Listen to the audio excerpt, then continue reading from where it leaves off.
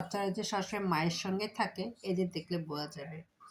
আমি একটু টিভি দেখতে বসছি, আমার 2 বাচ্চা দেখুন কাছাকাছি আছে।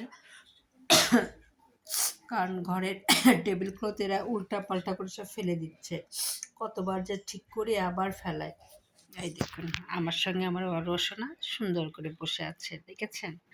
এই দেখুন আমি কথা বলাতে একটু ইশারা দিয়াতে বুঝে গেছে যে আমি ওর সম্পর্কে কথা বলতেছি।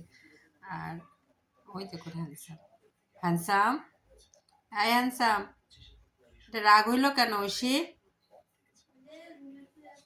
ওয়াল্লা দেখো এদিকে আসো, কিভাবে মুখটা বাঁকা করে আছে। এই তো ভীষণ রাগ হয়েছে। এই হ্যান্ডসাম এদিকে তাকাও। ঐশী, উমা খুব অবাক করা তো, এত ইগো।